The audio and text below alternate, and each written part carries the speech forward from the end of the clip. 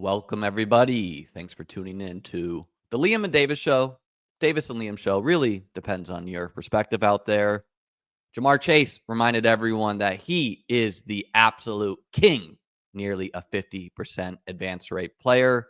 Advance rates are going up, they're going down. Zeros are turning around in some sense. A Gus Edwards sighting, if you would. Without further ado, Davis, how you doing, brother?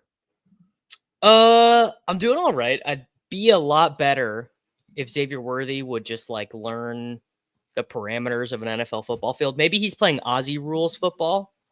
I don't know. I can't quite figure it out. I mean, truly, I really, outside of season-ending injuries, I don't have a ton of complaints about the guys I drafted a lot of. I wish Wicks was playing a little bit more, but Worthy's just so bad. He's just bad to watch. And then when he does get open, Mahomes misses him. You know, the Kareem Hunt thing, really, at the end of the day, the most tilting thing is that Kareem Hunt was drafted 56 times in Best Ball Mania, and he he basically leads the Chiefs in fantasy points. Yeah, as a relative Chief fader, that is the ultimate suck out, having a zero drafted guy who's scoring fantasy points. This week for me started awesome, right? Awesome. You got to be crushing. Right, Jamar Chase dropping another 50-point game, which just skews everything so wildly for advance rate wise. We're going to look at this, but he is literally almost a 50% advance rate guy right now. He hasn't. There, by the way, is a good lesson in that. Not about Jamar Chase as a player. I mean, although there probably is something there, but just that the way to think about your teams as you're drafting them is that a guy who gets 15 a lot might as well be getting you 0. He really, a guy who gets 15 a lot. There is value there, but yeah, this was the lesson of Achane and Mostert to me last year, where it's a reminder that when a guy can literally break a slate, that that is immensely valuable. Literally, no one scored 30 points this week, and no one scored 40, and Chase dropped 50. So everyone else is literally giving up 20 points to Chase on the week. I wish I would say that this week was all great. Unfortunately, Dalton Kincaid not only missed for a walk-in touchdown by Josh Allen, but on that play against the 32nd team against tight ends, the Colts. So he's on his way, to get a 2-touchdown game, scoring a touchdown in the first quarter is the first step to doing that, right? But he hurts his knee, and, the Chiefs are 30th against the tight end as well. So he probably misses this week, but let's get into it. Let's share some tweets. I just, in the debate of Chase versus Jefferson, this tweet is partially for fun. It went viral though, where people are going to be but Joe Burrow is Jamar Chase's quarterback, and I would say that is something we knew going into the year. But yeah, Chase's ceiling is nearly unmatched. I would say Tyreek Hill in his prime had a probably even a higher ceiling just because of his speed. And Jefferson is, to me, the most consistent guy in fantasy football. And that is very valuable, right? Just regularly giving you 15 to 20 points, filling in one of your 3 wide receiver spots. That is awesome. But as far as ceiling goes, Chase has slate breaking ceiling that few have. And Jefferson also got to play during that COVID season, which is notable because that season was, it was his rookie year, but it was also the season where we had historic passing numbers. You want to know a good little fact is that Justin Jefferson just had his worst game of the season, 5 for 48, and he is averaging 92 yards per game. And Jamar Chase is averaging 97 yards per game, which is just a little interesting wrinkle. Touchdowns matter, brother. Yeah. Look, I was never a Chase fader. I was a T. Higgins fader. You and I both did fade Chase and Jefferson because literally we have the swap exposures. Well, what I should say is in taking Jamar Chase where I took him, or taking Jefferson where I took him, it was never done intentionally because I was like, oh, Jamar Chase sucks. I hate Jamar Chase. I like Jefferson better. The guys I was consciously fading were Tyreek Hill and Ceedee Lamb, where I was taking Justin Jefferson. I Well, consciously. we're gonna get to those ones because I mean, Ceedee Lamb is just dead. Yes. I did. I've got to take. Okay, all right, we'll get there, but I was fading Jefferson somewhat, and it was like, I have a couple teams, I have some high stakes teams, but I was worried about the quarterback play, which I would say was, I mean, obviously it's overblown. Darnold is good enough, right? He's like a worse version of like Geno, right? But he's good enough to get there. He could be the guy you need week 17. At the same time, though, this Darnold game against the Jaguars where they barely won and should have lost also is like, yeah, okay, the quarterback play does suck there. Now, JJ McCarthy getting hurt is another, like maybe JJ McCarthy would have been really, really good. And Jefferson is just I think like that's like 6 of one, half dozen of the other, because he could very easily be Caleb Williamsing it. He could be awful. I think the Vikings would play their best quarterback. I don't think they would just play McCarthy to play him because Darnold definitely would have started the year regardless. But given how well Darnold played to begin the season, it's a little bit harder to go to Nick Mullins. I think undoubtedly Nick Mullins would probably be better for Jefferson right now. Well, maybe not. I don't know. They're very similar mold of players. The thing is the thing I was not prepared for as a Jefferson drafter was this defense continuing to be this good. Like the Vikings defense has been laughable under Kevin O'Connell with like mostly the same players. I mean, someone in the chat can correct me if I'm wrong, but I don't believe this was a team that like really added a ton of high paid free agents or anything like that. They added Stephon Gilmore, who was like, Stephon Gilmore was drafted when like I was a teenager, like, and I'm in my 30s now. And he's like been exposed at times, but their pass rush, like they get pressure so good that their bad secondary doesn't get exploited as much. More Jamar Chase madness. Like I honestly don't know if we'll ever see this again, where a first round pick is almost a 50% advance rate guy. Well, I gotta imagine it's not the injuries. The end injuries there, is but part of it. It's mostly like these guys just haven't played, which is, I mean, that's just the nature of the season. It's part of it, but it's like Ceedee Lamb, obviously unlucky with the Dak injury, but that's just now. Tyreek with the 2 injury, Puka got hurt, CMC got hurt. Breece Hall just been a pretty shitty pick, to be honest with you, where you can just get better running back production later in the draft, and the elite wide receivers like are difference makers. Here is our thread on first round pick advance rates. CMC's expected advance rate is actually around like 8%. So the whatever the Monte Carlo simulations are respecting CMC's potential the rest of the way. Ceedee Lamb, I mean, let's hear your Ceedee Lamb take, because I think these like, especially if Trey Lance is the guy they go to, like I think all the Cowboys pieces are nearly dead. Maybe you'll get an odd Rico game, but yeah, I mean, just when your quarterback gets hurt. Also, like, give me your Ceedee Lamb take, and then let's talk about like, is Trevor Lawrence done for the year too? So he's not playing this week. The injury is to his non-throwing shoulder. Maybe if they had won that game against the Vikings, like if they were trending in the right direction, maybe he would come back. But it doesn't seem that is going to happen. It seems like he's probably done, which is he's not even on IR yet. And like I'm reading reports like he's not going to play this week, and I was like, I thought he was just out for the year. What's the Ceedee Lamb take? You have some optimism there? Well, the thing I had some optimism about genuinely was that he would get spam targets by Rush. No, it's more for season long stuff. But like, I just wanted to get this Cowboys take off my chest. I think that if you are in the FFPC main event or the prime time on the NFFC, and you kind of have an uncertain quarterback situation, if you don't add Trey Lance this week, you're dumber than dumb. Because the only way the Cowboys are going to be able to move the ball on offense is going to be if they're just...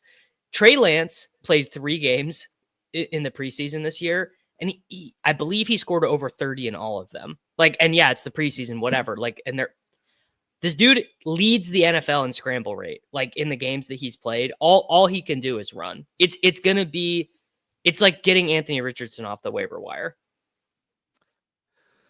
Yeah. So no optimism for the skill pieces, but I mean, who would your quarterback have to be where you're not feeling pretty good about? Because like a lot of those teams would have already gotten Drake May, and I don't think you're starting Trey Lance over Drake May, although maybe. Like a lot of those teams got Justin Herbert. In what case are you not starting Justin Herbert? So it's like, I guess like if you had a Dak, Caleb Williams team, which I have some of those teams, but I added like May, cutting Dak. I have a bunch of teams where I've been chopping and changing it all year. Like, honestly, even if you have like a Purdy, if you have a CJ Stroud, I'm probably like in the fantasy playoffs, Purdy gets Rams, Miami, Detroit. Like, I'm just playing the shootouts there, probably. I'm telling you, dude, the first week that buddy, if you have Mahomes, your team is dead. I hate to tell you this. If you drafted Mahomes in a high stakes fantasy, his advance rate went up, man. It went up. Well, because he's attached to Kelsey. But and probably Pickens actually too. Now that I'm thinking about it, he's probably got some overlap with Pickens, and Pickens has been crushing.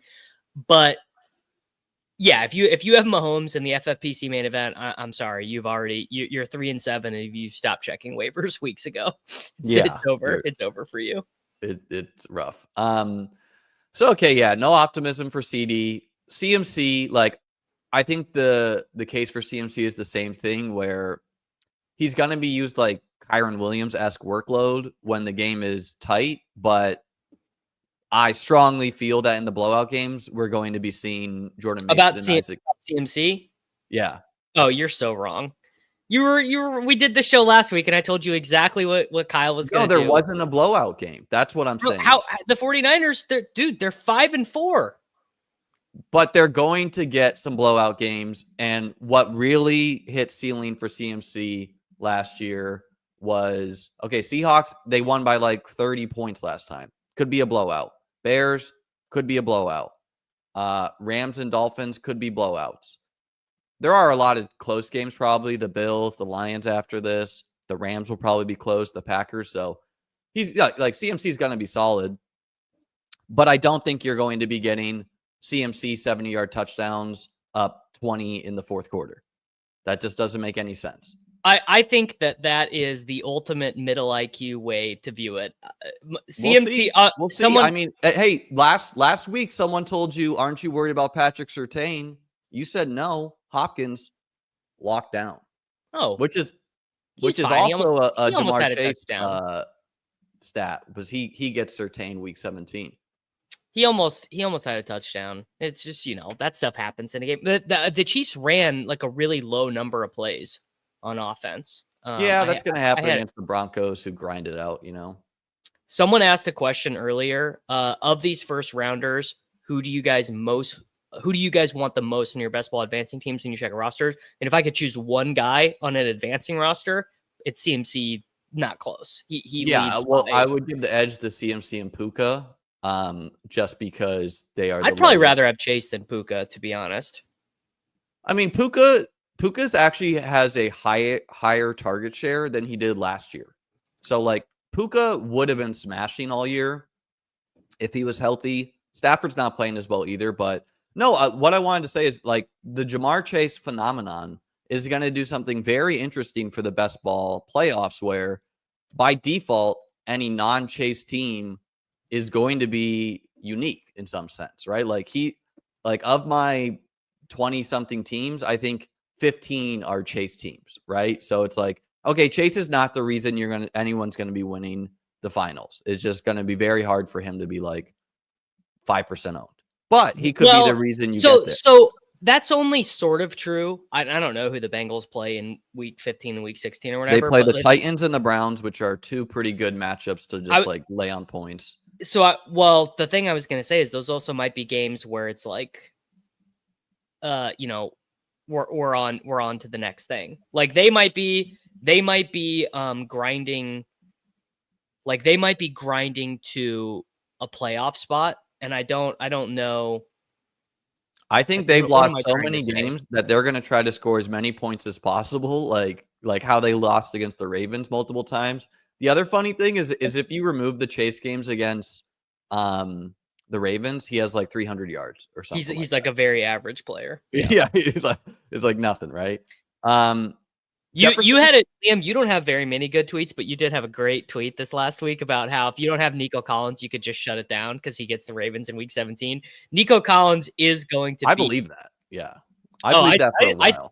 I'll say this: I don't not believe it. I definitely don't not believe it.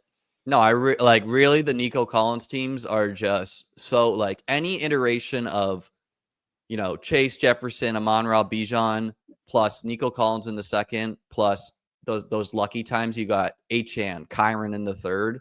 Like those are the nutted starts. Those are the best starts you can have. And any CMC team that's making it probably is like some iteration of CMC Kyron Achane or CMC Nico Achane or CMC Nico Kyron, like everything like that. Bijan looking far more like a league winner as of late since he's recovered from his injury. Amon-Ra continues to get he's just scoring a lot of touchdowns. Like that's what's keeping Amon-Ra afloat. And now Laporta's injured. Breece Hall. I mean, I'm not going to be surprised if the Jets shut down Breece Hall. Like, what is the why would they not be playing Braylon Allen with their season effectively over? Tyreek, I don't think the Dolphins winning that game gives the Tyreek some chance. Dude, I follow a couple Dolphins fans, and one of them posted the playoff probability of losing versus winning that game, and it was like you go 4 games behind with a quarterback who is like one bad tackle away from his career being over, to then I believe they're 1.5 games out of the wild card now, or something. Yeah, like they're like. I still would give the edge to like the Bengals making it over them. But they could have beaten Buffalo the week before. They could have been like 4-5 and feeling really, really good, just like a crushing loss. Let's see what their I'm gonna pull up their playoff odds. AJ Brown is I think AJ Brown is still a very appealing player to have. He gets the Cowboys week 17. He's modestly advanced. He has a slate breaking ceiling. Garrett Wilson. Yeah, I would just The Dolphins are plus 350 to make the playoffs. Feels all right. Yeah, I would rather bet on the Bengals, I think. Yeah. But what are they at?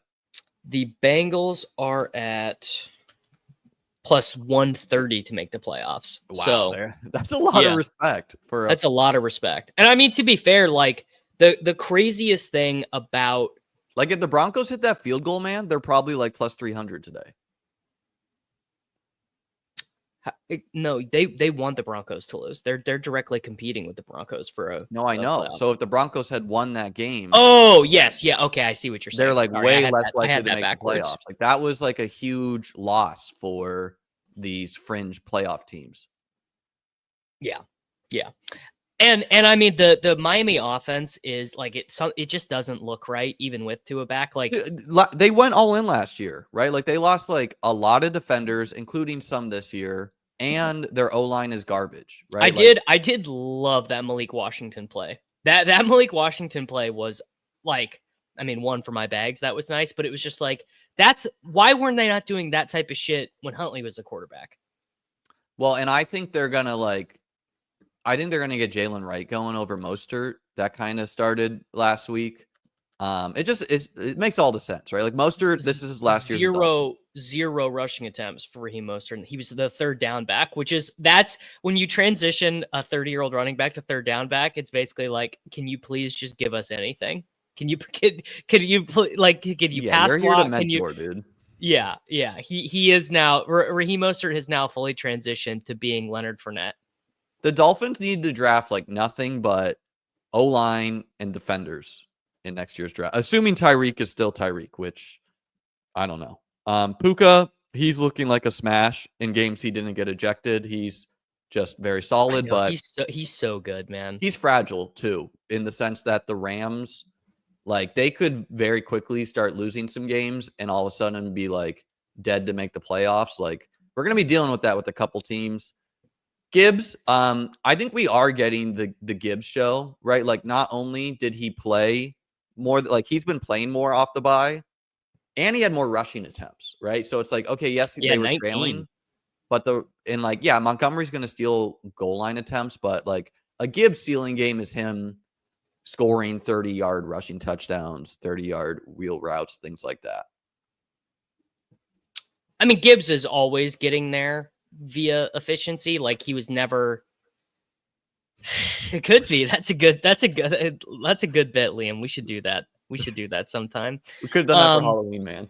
Yeah, I think right now a big issue with these first rounds is I think these Jets numbers go down. So where do the numbers flow to? Because the Jets they're done, man. It is over for the New York Football Jets. Like, I could see Rodgers, like, pride reasons wanting to win some games. Like, I think he'll just like want to win against the Bills. So you have some hope week 17. But no, I hear you there. Like, it doesn't make sense to give like workhorse Breece Hall numbers in a lost season, right? Like, if you think Breece is important to you winning football games, you should give some workload to Braylon Allen just to keep Breece, fresher for his career. Anything else you want to say on these first round picks? AJB maybe feels a little bit like the sleeping giant here, where it's like, oh, he's having a good season, Jalen Hurts, all these rushing touchdowns, and then you show up in the fantasy playoffs, and especially in half PPR, he just ends up being the guy you needed. I feel the same way about Bijan too, where the nice thing about Bijan is like those Bijan Nico teams, they're about to get Nico back, and so now you're getting like, arguably the RB1, a guy in the mix for that, plus a wide receiver in the mix for wide receiver 1. Just so much craziness. Elite quarterback, this is just what their ADP was. So Richardson is here just because, he should have played. Like, Flacco threw like 2 interceptions to start that game. Allen being hurt a little bit by his skill players, and also he's just not running as much. Hurts, this number, like, he's scored, I think, 6 rushing touchdowns over the last 3 weeks. That's pretty absurd. Mahomes boosted a little bit by the Steelers pieces, plus Kelsey. Lamar is just getting there every week, man. Every week. Stroud, which does make, like, just in the way that like Chase is absorbing ownership, it does make me interested in like the Allen Hurts teams for the best ball playoffs, where, okay, yeah, like Lamar, you might prefer if ownership was equal, but if it's going to be like, 5 Lamar teams compared to like 1 Allen team, 1 Hurts team, I'll roll the dice on that. The winning team, the winning team is going to be Lamar, Andrews, Nico, with like whatever the dumb third the Tyquan Thornton of this year, like, the like that. No, that the is Tyquan Thorntons are the guys who get you to the like week 16 week. Like, that's always how it's been. It's been like KJ Osborne you needed, MVS you needed, right? Yeah. Like, let's do that real quick. Who is the fringe dude who is going to have a big spike and be like 40% owned week 16? Javon Baker, New England Patriots. No, bro, he's running 4 snaps. Come on. That's my guess, man. They bench Kendrick Bourne. Next up is they bench Osborne. They bench Bourne. No, Osborne got unbenched this past. They benched Bourne and Osborne played. It's not going to be Mike Williams. Mechie is a good answer. It could be Mike Williams, bro. I don't know. I just have such a hard time believing that the Steelers stuff is sustainable. Maybe it will be. I don't know. I could see Jermaine Burton being that guy. Oh, like, I could see, like, multiple times 4th and 3 and throwing like 30-yard fades to Jermaine Burton is kind of insane, but shows what the Bengals want to do. I could see, man, so like Dontavian Wicks could easily be that guy. He was so expensive, you know. It's like Wicks. No, but him and Christian Watson both around 10th round picks. Like those are like classic guys who are like mid seasons, but they catch a touchdown or two week 15, and all of a sudden they're like chalk. And like, you know, like your Saquon, Derrick Henry, Jamar Chase teams are like, God damn it, Wicks and Christian Watson like beat me. Stroud, man. How did they lose that game, bro? I turned the game off at half. Did you? You think I'm staying up for a Sunday night game without Nico Collins, brother? That is prime bed. That is sleep. It was time. nice to see Mechie score a touchdown. You know, defeated cancer, and they finally Logic won out, and they weren't like jamming Robert Woods over him. Kyler is looking significantly better as of late. Just like, and they're in the playoff hunt. Love is solid. He's missed some time as well. Burrow, almost in like he's out advancing every quarterback, 37%. Obviously, that correlates. Which is crazy because he's with so much T. Higgins. It's like that his number could actually, even if Chase goes down, he could even go back up. Yeah, he's just like he's giving you several 30-point weeks. Dak is done for the season. Daniels is very appealing at moderate ownership in the playoffs. And then Caleb Williams, man, like how is Caleb Williams at 11? Is there any hope for him with Shane Waldron fired? Like, are you? I mean, that's the stat that like that is at least some optimism right there, right? You know, that's as good as it's gonna get. Doesn't seem that good. If you're like, I saw someone tweet this yesterday. Fired offensive coordinators as a quarterback stat. Not great. Not great. What's your take career-wise? Are you worried about Caleb at all? Not really. I mean, you have to adjust the expectations a little bit. You have to make whatever percentage chances you had of him being a bust go higher than it was a month ago or 2 months ago or whatever. He's regressed since like even before the bye, right? Like before the bye, we were seeing improvement. We're not seeing that. We're seeing literally the opposite right now.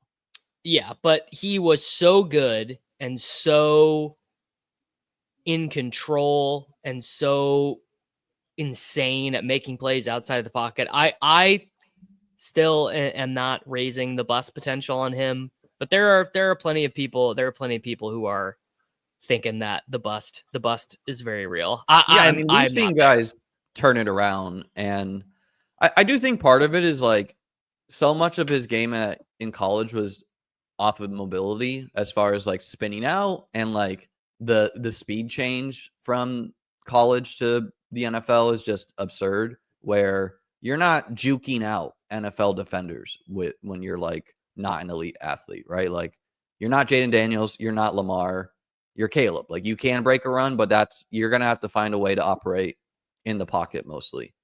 And yeah, like their O-line's bad, but like, you know, no excuses. Like Drake May had bad O-line. Stroud had a terrible O-line last year, right? Like, so I don't want to hear O-line. Offensive coordinator, coaches, that's a different story because I do think that matters a lot. It does. And Waldron, I mean, I someone in my Discord was like, I don't know, man, Waldron kind of got a bad rap. Like the Seahawks offense is worse without him than they were with him in JSN, you know, year 2 and things like that. I don't know if I believe it. Offense. They're like their pass rate over expectation. I thought people were positive about. Just in terms of like EPA per play and stuff. Huh. Well, I don't know. Maybe they built Bears Field on like an Indian burial ground or something because Fields leads the league in sacks. Caleb leads the league in sacks. You know, getting a little spooky there. Elite tight end, the last one I pulled here, advance rates. Laporta, I think Campbell said he's week to week. Day to day. He said he thinks he can maybe play this week. Okay, day to day. So good news there. Kelsey, I'm kind of shocked he's sub advance rate still, just because, I mean, he's obviously an awesome piece to have, an all-time suck out. An all-time suck out. Travis Kelsey was never going to have good stats. He was an all-time suck out with Rashee Rice getting a season ending injury. He was never going to have good stats. Having a Kelsey team that doesn't have a bunch of zeros feels very good because so many Kelsey teams are going to have Mahomes. I mean, he's not a zero, but like not a good He's pick. basically a zero. They're going to be correlated with Rice and Hollywood. So just having like a random Kelsey team, not doing the Chiefs guys, not doing that, probably feels really good.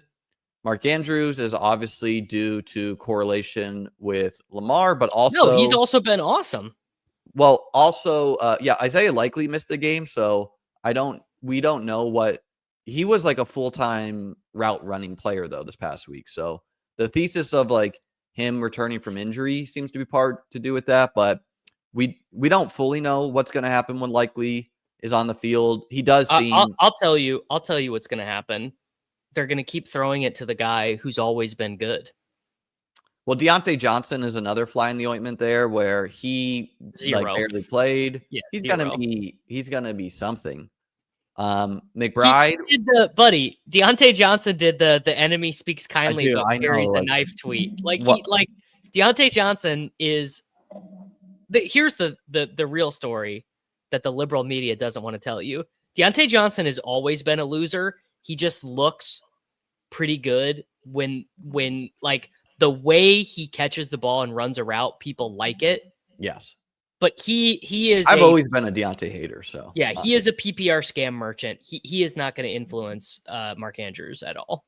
Well, I do think he will start playing, inevitably once you have more talented players on the field, you share the rock. And Lamar is like leading the league in like passing production, which is absurd. Obviously, a big part of that is how bad the Ravens defense is, mainly their secondary, is leading to a lot of shootouts.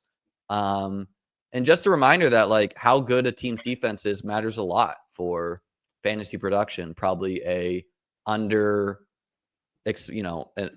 considered edge as far as, the Vikings having a good one, the Ravens having a bad one, what have you there. Trey McBride just can't get a passing touchdown, man. Like, he'd probably easily 25%. I know his target shares, like the way, like if you just gave him even below league average TD rates, he would be like the number one advance rate tight end. He really would. He's so good. He's so good. He is clearly a guy you want to show up into the best ball. Like if you get that Puka Trey McBride team, Kyron Trey McBride in the Week 17 finals, for a game that like literally might decide who makes the playoffs, that sounds appealing to me.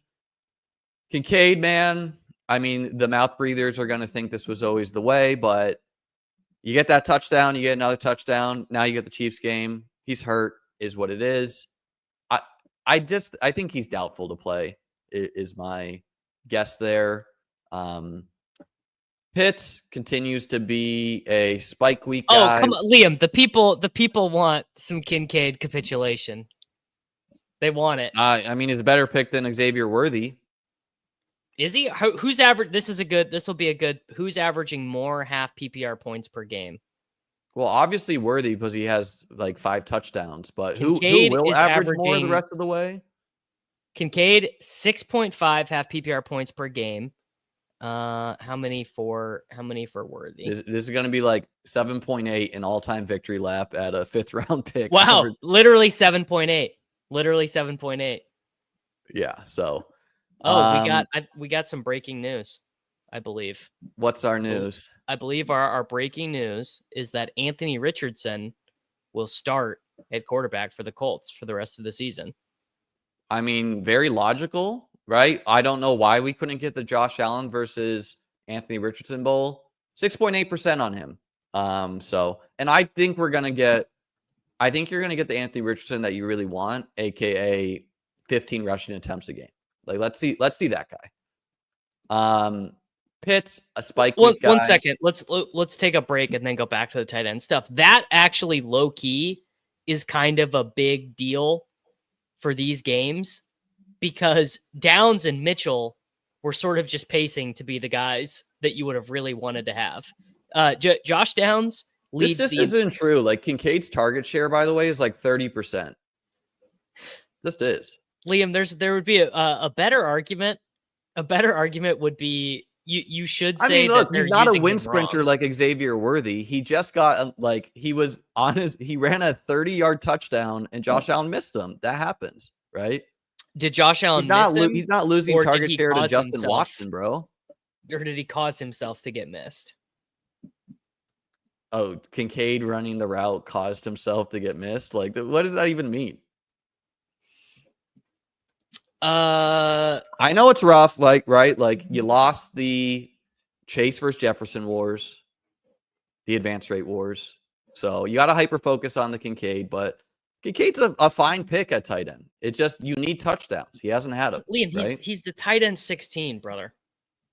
Okay, what and how does that change if he scores 2 touchdowns this past week and has like 80 yards? He's like the tight end 11. If he scores, well, I can do the math here real quick. If he scored 2 touchdowns, he has 64 half PPR points. If he scored 2 touchdowns, he would be just behind Tucker Kraft, who is still all not great. very appealing tight end due to his ownership. Yeah.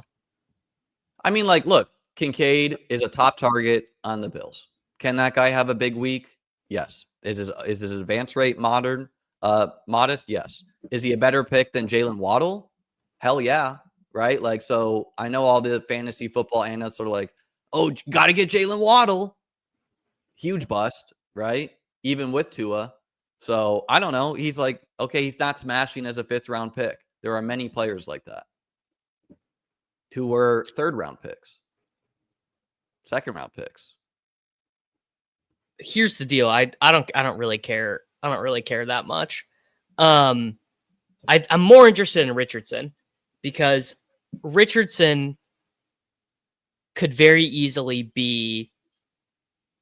Well, there are 2 things here. One, Richardson could definitely be a guy who swings one of the playoff weeks. But the other thing is that I was not a big Downs or Mitchell drafter. I don't recall.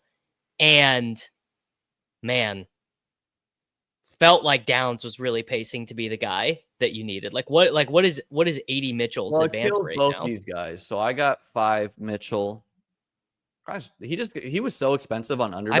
I probably have more. Yeah, I was gonna say I've got more Mitchell. I have a lot of Downs post injury, but it looks like you have 5.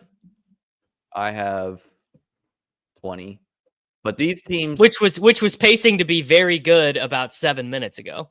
Yeah, and I still think he'll be like he'll still have but the thing about Downs is he wins deep too. So he will have some spike weeks, but you can pretty much wave goodbye to like the constant 6 for 60, which is nice as like he also dropped a touchdown last week.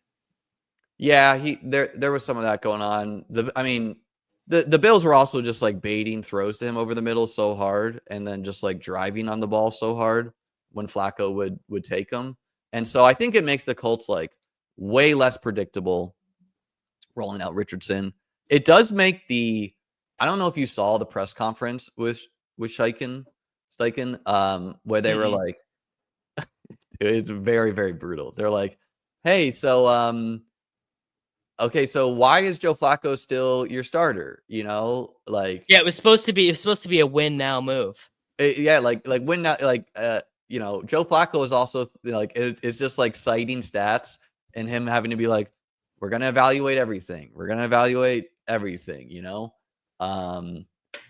So yeah, I mean, I don't understand why people think that decision was Steichen. I think it's clearly it was ownership.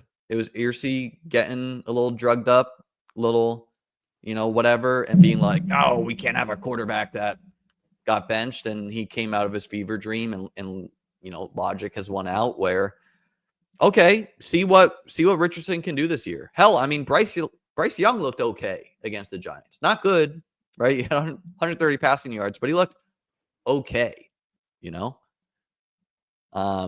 Probably some teams that would have wanted to trade for Joe Flacco at the trade deadline. Browns would have liked to have him back, I bet. Teams wanted to trade. I mean, the Colts are fooling themselves that they're going to make the playoffs, so it doesn't make sense to trade guys. I actually really liked Richardson. I don't know why I only have 5. I must have drafted him more on drafters, I think. I'm surprised I'm surprised I have any. We'll take a look at my one advance. Hard to draft Anthony Richardson when you've already selected a 0 by the name of Patrick Mahomes? I mean, I don't know how this team's advancing. It's Pollard, Benson and Lloyd are looking. I think I know how it's advancing. Well, it's Chase, Ayuk out for the year, still stings. Cup, Reed. Keon, DeMarcus Oh, Robinson. the hammer. DeMarcus Robinson, the hammer, dude. He looked so sick the other night. 5 targets, bro. Great. Yeah, he player. had a sick play, actually. DJ Chark, off IR, dude. I don't know. Team could be fun. I do think the Richardson teams are fun. They get the Giants week 17. Not only is that like the Giants could be rolling out Drew Lock, giving up by then. Anything else you want to say on Richardson before we finish these tight ends? No, I just it was the Downs Mitchell thing, because I was pretty prepared for Downs to be like the 9th best wide receiver in fantasy for the rest of the year.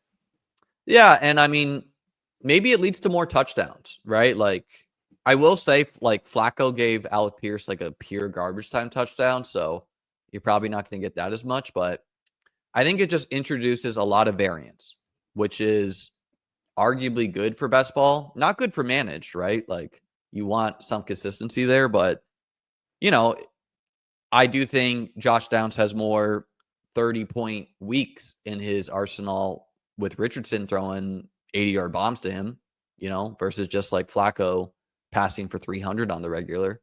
Seems unlikely. Pitts, spike week guy, he's whatever. Kittle continues to be a smash, just scores a touchdown every week. Evan Ingram, man, is going to be very solid as long as Mac Jones is the quarterback. Like, his splits for a long time have shown that he favors tight ends and running backs. 62% of the Jaguars targets in week 10 were to tight ends. Yeah, absurd suck out for. I think CMC being back is pretty bad for Kittle. Not that you don't want him or anything, but the area where Kittle shines so much is in the red zone, and that's all. That's going to be all CMC stuff now. I kind of think it will hurt him more between the 20s, where like CMC dump offs are going to be a big part of the offense. Also, moving the change. Why is Debo so fat? What happened, dude? Debo is out there looking like an H-back. He looks like a guy who should have a neck roll. Yeah, like I mean, he's kind of like, he's not a guy who wins with like exceptional route running. To me is like a fragile player in the way Tyreek is, where when they no longer can do what they do very well, they're like, okay, Ferguson, wasn't scoring touchdowns and now is pretty much just dead. Also fumbled this past week. Bowers, he's fine, had a bye. Njoku had a bye. Very solid pick going forward. I really wish I had more Njoku. Yeah, Hawkinson team. Someone just mentioned Hawkinson. I mean, Hawkinson teams are really looking really nice. Yeah. Really, really nice. I didn't draft him just thinking he'd be a little bit slow this year. But I mean, Hawkinson teams are winning in multiple ways. Number one, no tight end is really like separating hugely where you're like, oh wow, I gave up all these points. Yeah. Number two, he's now just like a full-time player. And then Goddard, he's back healthy, so nice for him. Scored a touchdown. Yeah. These were just a reminder of how chaotic the best ball is, where all of these guys I had assumed were like closer to nearly pure zeros as far as like forget about them on your roster. I would add Audric Estime is one I forgot to add here too, where I never gave up hope. Okay, well, but like, I had some hope too, but like Gus Edwards returning from IR, making Kamani Vidal an inactive, and then going 10 for 55. Like 10 for 55 is not like this fist pump thing, right? But okay, you're getting 55 yards and 5.5 yards per carry. Like, okay, you're no longer a pure zero. You could get touchdowns like that. That's a big change. Curtis Samuel was a full-time player with the wide receiver injuries in Buffalo. Dude, that is like I don't think it's gonna last because I think Cooper and Coleman are gonna be back, but like Coleman Samuel was like legitimately He was legitimately one of the biggest zeros on the board. Yeah, and I think that had to do with his turf toe. And he still was like, he had like 3 catches and then did nothing. So he had 8 targets, didn't he? Yeah, and him operating as an outside wide receiver is not something he's done since Carolina. Yeah. So, where Joe Brady was his OC, yeah. So he's all of a sudden live. Trey Benson scored the best thing Trey Benson did is he was not the one who fumbled last week. It was Amari DeMarcado. So not only did he score a touchdown last week, then DeMarcado fumbled last week, and then Benson got 10 rushing. Well, he was also kind of for the first time, he was getting real first quarter snaps and stuff. Yeah, so that's it's taken too long for the 0 RB Benson teams. I have a lot of 12th place teams like that, but he is now not a pure 0. Mike Williams on 9 routes scored a 32-yard touchdown. You got to assume he's going to eventually be a full-time player. I would say Hopkins is a little bit of a cautionary tale there, where he's still only 60% of the routes, I think, 60% of the snaps or so. So it will take a little bit. He trended up. He trended up more this week. Okay, I thought he was still down, but and then what happened this week was they just played a ton of 12 against the Broncos, which I don't think they'll do. They're not going to be able to do that against the Bills. So many teams are running 12 a lot. And then Mike Williams just has to dethrone Van Jefferson or Calvin Austin. I think it's Van Jefferson, but that should be theoretically pretty easy, but yeah. Malachi Corley, okay, he did the boneheaded play, but he actually ran routes this past week, and you would think someone in the Jets organization would be like, hey, let's get our 3rd round rookie involved. We're not making the playoffs, kind of like Braylon Allen. You'd Estime, just looking like the starting running back going forward. I think that's a reminder about Javonte Williams, where just like Devin Singletary, when you are on a likely bad team and you're kind of expensive, there is risk involved where you could just lose your job because, you're not that explosive anymore. What have you? Any other players that come to mind for this for you? I'm trying to think. Who's someone? MVS? Yeah, MVS was just the lead wide receiver. I have some MVS. He was the can't get it done with Josh Allen or Mahomes, but with Derek Carr, easy money. Trey Tucker could be one. Not on where he just scores a long touchdown at the he's right been time. A guy, he's been he I viewed as Spike Week eligible the whole season though. But what about Jalen Tolbert? If they rest Ceedee and Jalen Tolbert is literally the wide receiver 1, he could Zay Jones it. But all of those guys are they were running routes, just not being productive. These guys were legitimately not playing. True. That's what I mean more. Mingo wasn't active, so no. Any other players in the chat that come to mind? People said Malik Washington and OBJ. They've been playing. Knox is going to be solid. Knox is a big one. With Kincaid missing.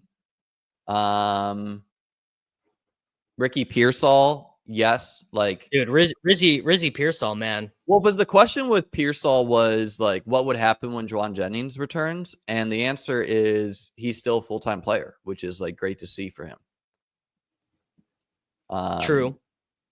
Yeah. And that was, I guess that was a question. It's would they just stubbornly stick Chris Conley out there? And the answer has been no. Which is great. Yeah, these were just that tweet I referenced earlier with dude, Calvin Ridley, bro. I know he has a cake matchup. I just don't think you're gonna get Calvin Ridley smashing every week. Yeah. Two touchdowns for Calvin Ridley every week. I'm also not buying it. Yeah. I don't know. Let's look at our top teams here. Mine's gonna be the same one with Herzig, I'm sure. My 2 top teams are a dual stream I did on the day that Brandon Ayuk signed. So my top scoring teams are both streamed. Kind of nice. I'm sure all mine are probably streamed. And thankfully, I got Debo on the day that I used. But okay, like Debo's been a bad pick, right? Like as far as like production wise, what he's given you as a second round pick. He basically has had one play. He basically had the 80-yard touchdown on Thursday Night Football, and that was it. Yeah, but like you still could see it. ETN, by the way, I would put in that past one where ETN was a full-time player nearly this past week against the Vikings. So, Bigsby got hurt in the middle of the game and then came back.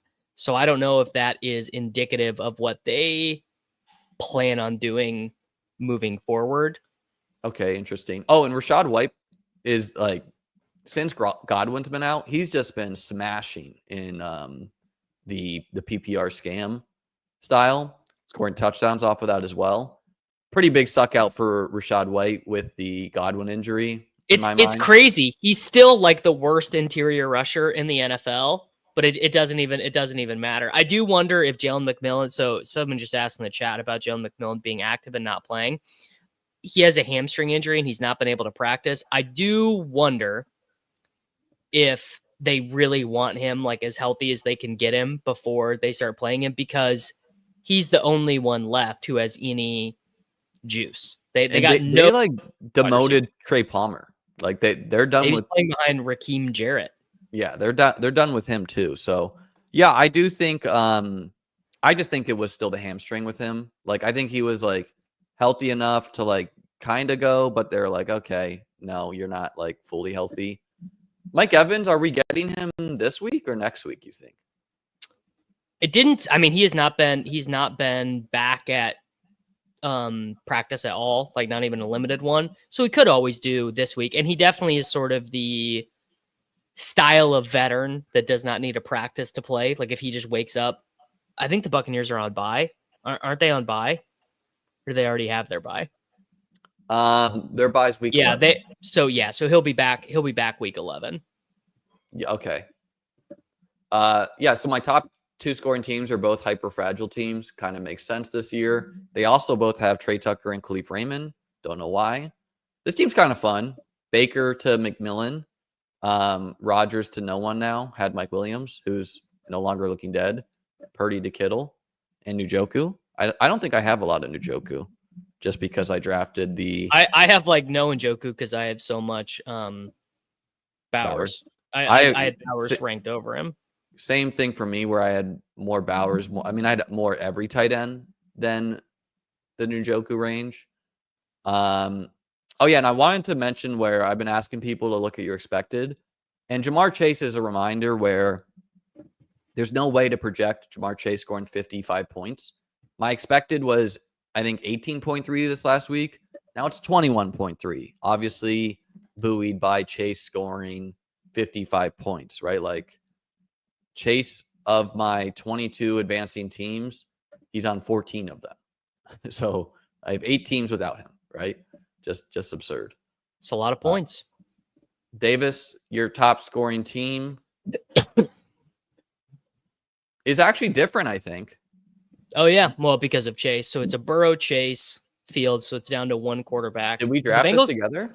Have the Bengals already had their bye? No, it's week 12. That's another thing where I'm going to feel a lot of week 12 buys. This team's probably close to dead then. What do you mean it's dead? It's advancing by 122 points. You think you're going to be giving up 122 points week 12? Well, I'm looking at it. So I'm like, okay, Moss is a 0. Ayuk is a 0. Rice is a 0. Brian Thomas Jr. 0 adjacent. Down 0 adjacent. Hyatt 0. Wilson 0. Fant is now back. Look at your dog app. Did we draft this together? Let's find out. Will it just be at the top? Well, I don't know. Right? Like, I named mine. Like, when I streamed one with someone. How many points is this total? 1286. I did not draft this with you. I drafted this solo. It's up by a lot. But I did not. Chase and Ayuk was like my most common pairing. Let me look at the draft board. Yeah, Jefferson went ahead of Chase. I got Jamar Chase at 8 in this one. That's why it's a Chase team. Freaking absurd. And Ayuk at 3.8.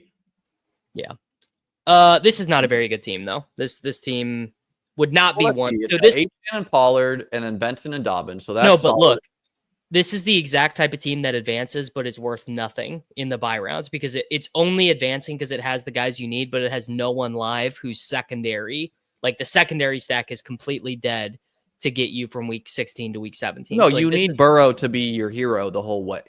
No doubt there. But which then puts you in the spot of you're just duping. So then well, let's look at it. So Achane, Pollard, Benson, and Dobbins. So you have like 3 really good running backs. Pollard a little bit less good with Spears back, and Benson maybe better going forward. Then you have Chase, Reed, Brian Thomas, which I don't know, man. These Jax pieces are dead. If Mac Jones is the quarterback, I have a lot of Jax pieces. Downs, still viable. And then, Yoshi Voss, he might lose his job to Jermaine Burton, I think. And then Hyatt, he only played because of Slayton. So, okay, it is very thin at wide receiver. I hear you there. But what I'm saying is that this team advances and is not worth any money.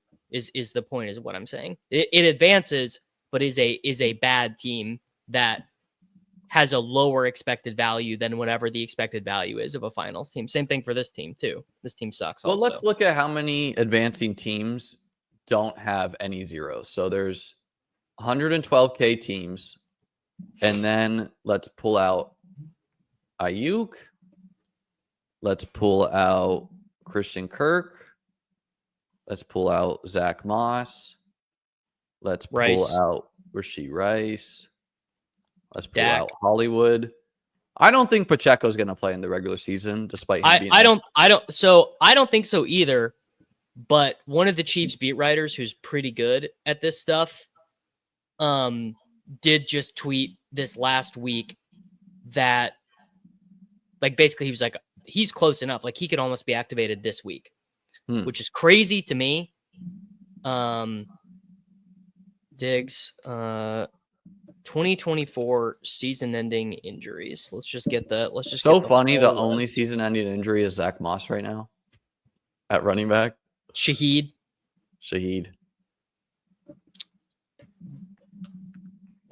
Rondale Moore. That we're not counting that, dude. Buddy, I'm counting him. He's an 18th round pick.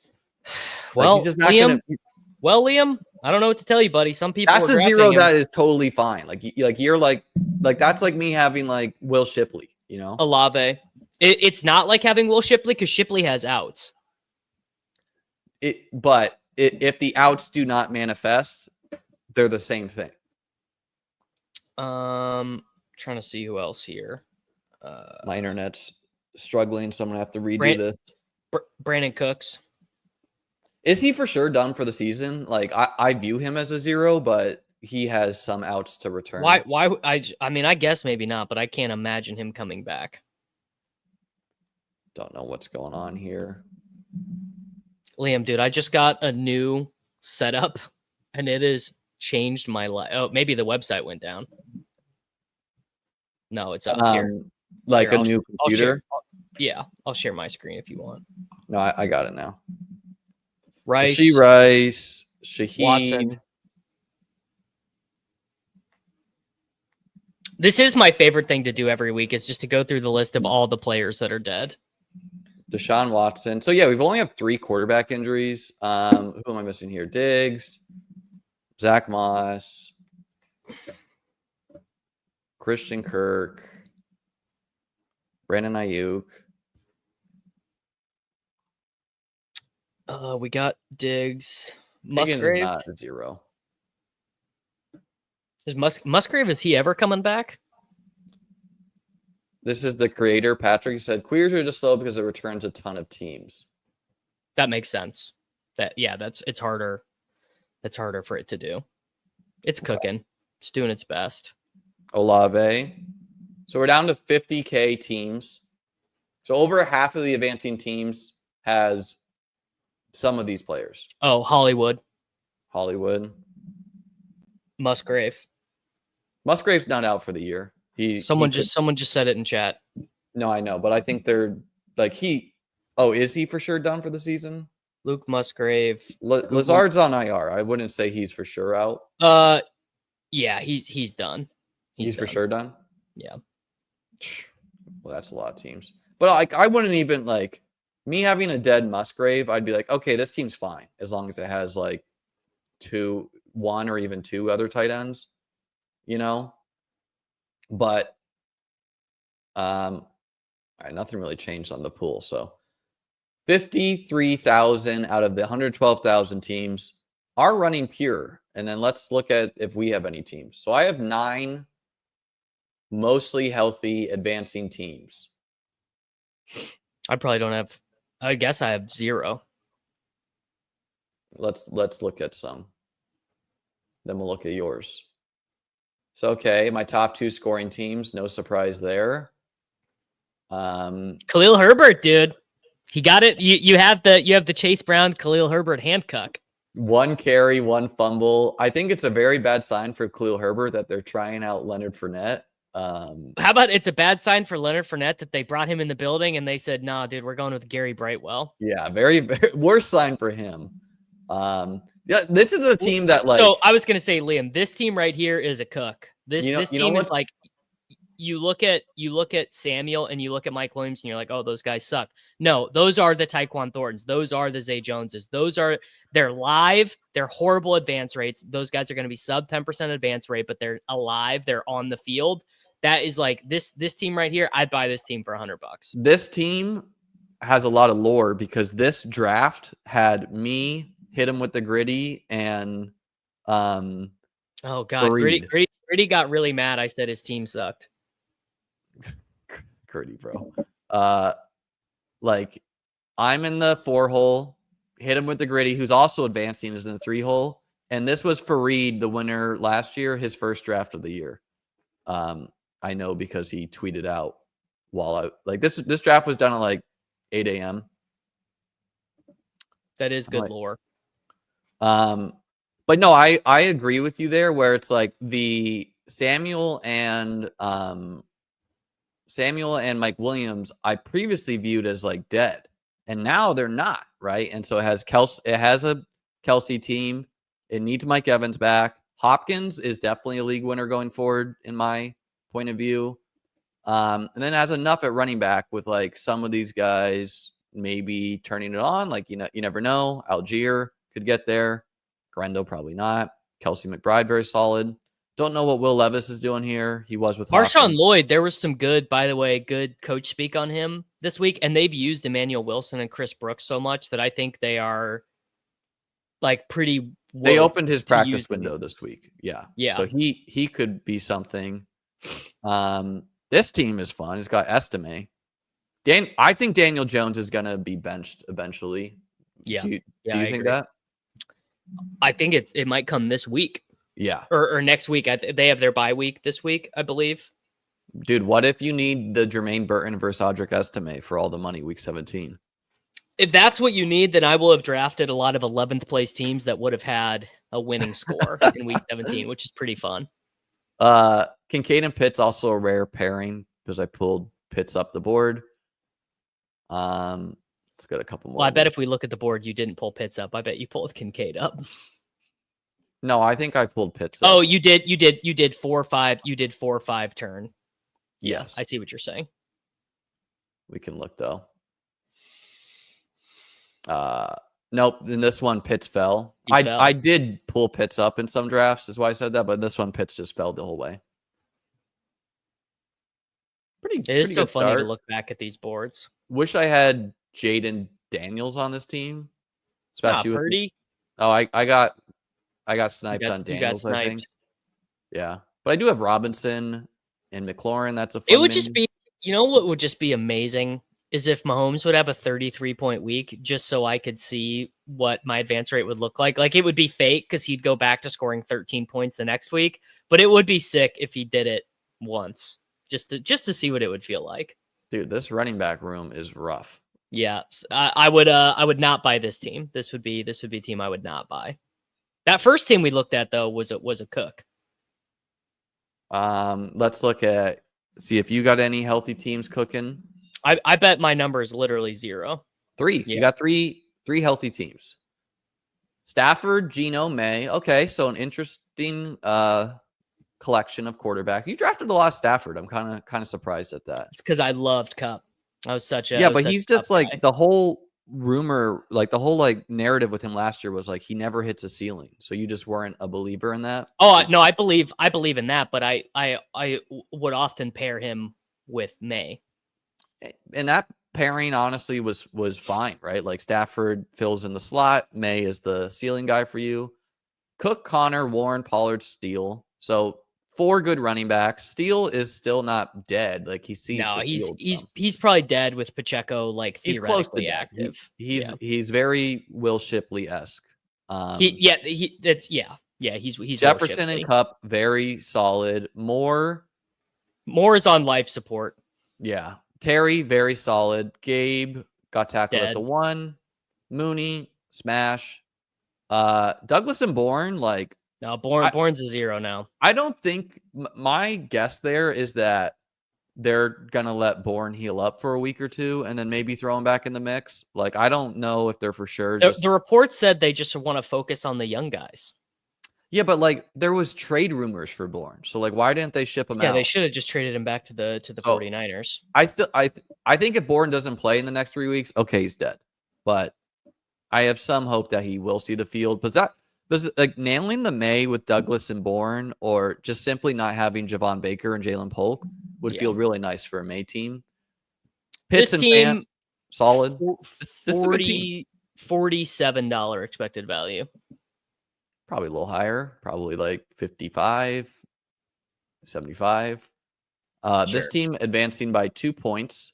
Josh Allen, Bo Nix, so fun QB combo. Mixon, Najee, Javon. What a boomer running back room. My God. Chase Brown, Ray Davis. Javonte, not so great, but 3 really good running backs. Yeah, needs an Audric Estime injury now. Garrett will that'd be so poetic. You needing an Estime injury for Javonte. So you got a lot of week 17 correlation here. Josh and Garrett, Bo and Chase, London, Tank, Worthy, Curtis Samuel, no longer pure dead. Shakir, a very solid pick.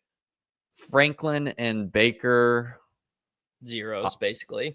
I mean, Franklin's playing. Baker continues to run 4 snaps. Frymuth, Jonnu, really solid. Weird tight end room that like you could see. I have so many of these. I have so many of these like TJ Hawkinson, Pat Fryermuth, Dawson Knox, just like the most 7.7 fantasy points per game as tight end rooms of all time. Dude, Jonnu is like holding together a lot of my like punt tight end rooms. He has the same stat line here. I'll pull it up right now. Him getting tackled at the 1, so rough, man. Jalen Waddle and Jonnu Smith each have 44 targets. Waddle has 31 receptions. Jonnu has 33. 367 yards for Waddle, 347 yards for Jonnu. They each have 1 touchdown. Someone asked if CH is dead. CH always was meme. Yeah. And then your other healthy team, Kyler Daniels. So very, very fun quarterbacks. Brian Robinson, ETN, Bijan, sorry. Bijan and ETN, Rico, Chase Brown, Herbert. I also have hey, bro. I also have you versus me, week 17. Brown and Herbert. Debo, Cup, Terry, Hopkins, nice. Wicks could be that guy. Michael Wilson is also on the list of random spike week playoff guys for me. Luke McCaffrey is also like Luke McCaffrey. Look at that contributing score from Malik Washington last week. Dude, I have Gus Edwards contributing his 5.5 points this past week. But Luke McCaffrey was missed on like a 90-yard touchdown. Jaden Daniels overthrew him. So he's been missed on a couple plays. Malik Washington. And then pretty much Brock Bowers at tight end with 2 close to zeros. But like, it's a solid team too. That seems all right. Bowers passed his bye week. I don't know. Click on this one that's 88 points behind. I'm just curious. Let's look at this one that's like 1 point out first. Lamar and Kirk. CMC, dude. You got a CMC team within a point. This is a very valuable team just because of that. Yeah, Why did you draft CEH though? It's probably woke. Probably read your tweet and wanted to side with Leone. I probably Not was many trying people remember the Leone versus Liam Deneric Prince versus CEH all time. This wide receiver Spider-Man room. Zero Scary wide receiver room. Yeah, I'm shocked this team is so close to advancing with so many. It must have just basically like Bateman, it's Mitchell, and Lamar. Dobbs's points had to have like perfectly Everything like layered perfectly in. aligned. Yeah, that's all it is. Well, and like Kirk had a couple big weeks that probably coincided with Lamar's bad weeks. Yeah, like whatever week Kyle Pitts had 2 touchdowns, Lamar only had like 14 points or something. Yeah. So that team, not great. That team, $42.33 expected value. Go back and look at your teams without the zeros. Okay. Let's see if we can find one that the expected numbers are off on. You like my non-advancing ones? Yes, yeah. This one's 5 points out. Kyler and Joe, Kyron, Jacobs, Spears, Gibson, Vidal. So pretty shitty running back room, but Spears is now playing. What's up with Gibson, man? Are they just like over it? I think they're over it. I think that they also are like kind of like playing like a low volume style right now, where if you're only running 57 plays, just keep Ramondre in. You're not running enough plays for him to run out of gas. This is like a bad chalk team where like Cortland Sutton is like very chalk combined with Joe and Chase, something I didn't do on purpose a lot. So it's just like overrepresented. Kamani Vidal, the optimism I'll give any Vidal truther out there is that maybe they only had Hassan Haskins active because it's a revenge game against the Titans. No, he's been active over him the whole time because he plays special teams. Yeah. Hassan Haskins also played with Harbaugh at Michigan.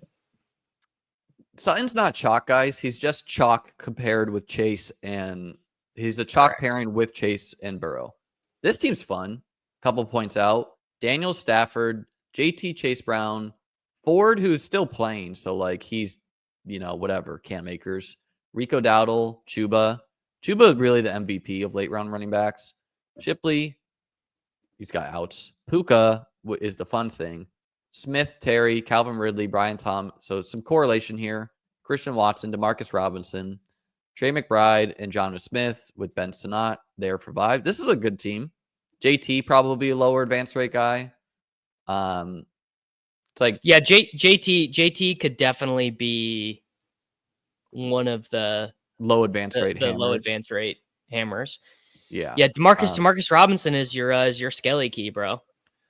I have a lot of him from early drafted teams just because like they're like that's before like I mixed Trey Tucker in, but you weren't as confident then. This team I guess has life because Richardson's back, but Baker and Walker, I mean Baker definitely has outs to start playing a lot. I don't think Walker does. Correct. Keon missing these past couple of weeks hurts. Mike Williams, renaissance. Downs, reverse renaissance. Wandale's on the team. Wandale, of all the things that are true about Wandale, he is on the team. And you can't, you definitely cannot argue that. This team's a couple points out. Connor, Brian Robinson. Wow, one quarterback team. Kind of some lore with the one quarterback team for you, Liam. Josh Allen and a hurt JJ McCarthy. Ray Davis, Chuba. This team would be doing solid if the wide receivers were like better. Like if Roman Worthy were actually producing points and Marvin not so spotty and Curtis Samuel was Khalil Shakir. Dude, Dalton Schultz, man. Like very, very bad where he's gotten the suck out on injuries and just can't produce, right? Yeah, he's a bad player. Yeah. Always was meme. Wow, Kelsey Andrews team. You were getting funky there, brother. You didn't want the people to see that one. No, I did that for uniqueness sakes. I think I tweeted that one out actually, and people hated it. Let's see how I did it. 12 hole. Got to get weird from the 12 hole. Oh, no, not the 12 hole. 7 hole. Bijan in London. Also, I didn't draft a lot of London. DJ Moore, Kelsey, Andrews, Richardson. No longer 0. Keon, who, like, getting Keon or Jameson Williams before you got, like, some of these other guys, huge win. A cheap Kamara, 8th round Kamara. Palmer and Mike Williams. Boy, do I feel so insanely stupid for not being on Kamara. Truly, the most middle IQ, dumb. Being out on Kamara in the 4th round, fine. Completely fine. Especially in half PPR. Being out on Kamara in the 7th or 8th round, I mean, truly. Yeah. It's like jail, dude. At jail. Send me to fantasy football jail. Really bad stuff. I wouldn't I don't think he's someone you needed to hammer, but I do think getting close to 8% would have been just responsible, just because dude, taking Jalen Warren over Alvin Kamara. Yeah, that is as dumb as it gets. I was Warren was my highest drafted player last year, and I really didn't draft much of him this year, just thinking he was too expensive. Now the real wins here were like Aaron Jones, Kamara, Swift somewhat, Connor somewhat. Yeah, like firmly those guys. But yeah, I think that I probably got to 6% Kamara with the thought that okay, I still he's Rachaad White to me, but I'm just worried that he'll regress as the season goes. And he really hasn't. And the fantasy gods showed us mercy, him dropping a 60-yard touchdown at the end of the game. And Taysom Hill getting one wiped out, No, that was not mercy. I have 44% Taysom Hill on DraftKings. That is not mercy, brother. No, that is reverse mercy. Yeah. Here's a fun one. Kyler and Herbert, James Cook, Walker, Chase Brown, Marshawn Lloyd, Algier Shipley, and then Chase, Nico, Evans. So Nico and Evans, it's just going to be hard to advance these guys together considering they've missed so much time. So really you can only do it with Chase probably. I love Brandon Cooks on this team. Just here to good for locker room morale. This team was drafted obviously early in the cycle because Keon and Ladd as that's why, whether you should draft early, whether to draft late. So, okay, I got a slide following Nico, right? Nico did live closer to here for the bulk of the draft cycle. Mike Evans, Trey McBride, Cook, normal. Walker rose a lot as the draft cycle went, closing closer to here. Kyler, and then Ladd and Keon as 8 and 10 picks, where they closed as 6 and 7 picks, is just uniqueness that you can't replicate, right? So if these are the guys who go on scorched earth for the fantasy playoffs, we're solid. Overpaid for Herbert compared to where he went later in the draft cycle. Cheap Chase Brown, who is just a smash, right? Cooks, terrible. Lloyd, hopefully returns. Hunter Henry, wish I stopped at 2 tight ends, right? McBride and Henry. Yeah. Algier, I mean, I guess, dude, Juwan has outs, though, because they're just, with their wide receiver injuries, him and Taysom and the thing is that Austin Taysom Rowe is actually just playing more legitimate tight end than he ever has. I kind of thought Juwan would just play wide receiver, but that is not what happened. Well, him, Moreau, and Taysom are all just playing.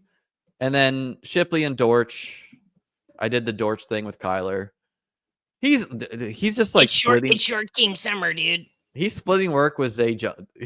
How funny is this? He's contributed 0.4 points to this roster. It was 1 week. I guess I needed a third wide receiver. Tough scene. He did score a touchdown 1 week. Not for this team. This team is 35 points out. This is the Puka Bijan team. Really hope this team can make it. Just so that team has got. I mean, sadly, Jake Ferguson is dead. That team would have benefited from Jake Ferguson not being dead.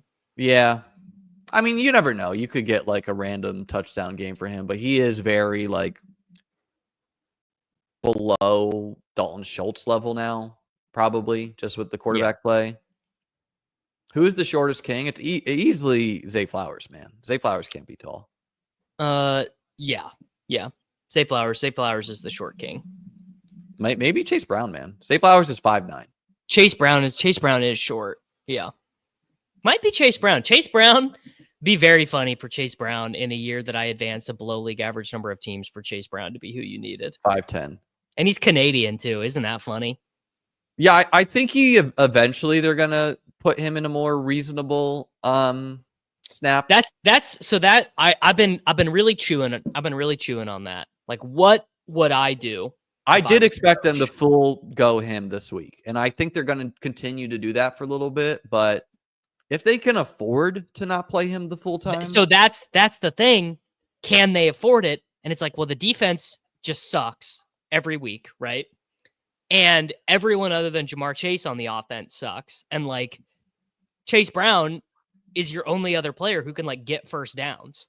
Like if the goal of the game is to get points and get first downs, like you try and do a Tanner Hudson screen and he fucks it up. Like you just all right, we're gonna spell him with Khalil Herbert, immediate fumble. Oh, we're like, let's try Gary Brightwell. Like I think he is gonna get 21.5 touches per game for the rest of the season or something like that. Yeah, I think he's just gonna be an incredible. Like I view him as just like a locked in RB1, pretty much. RB2, Correct. maybe. Yeah, I agree. Which is just really, really nice, right? Because I think a good way to draft in best ball is to like draft like you're playing a managed league and then just fill out depth. Where you fill out all your spots, you're like, okay, yeah, I could start this guy every week.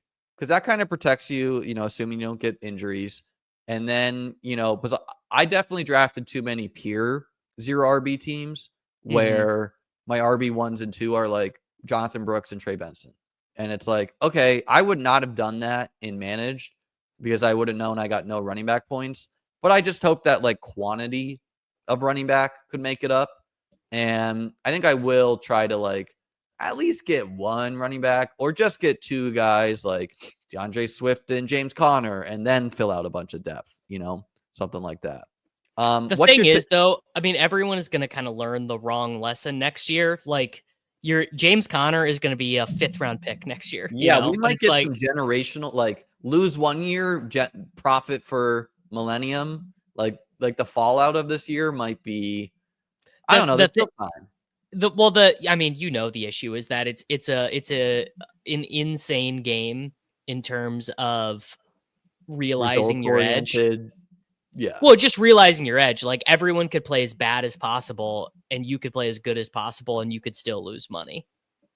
Yeah, like there's several users advancing like 80 teams. I would bet against those people winning like easily. Yes. Yeah. Oh my God. Absolutely.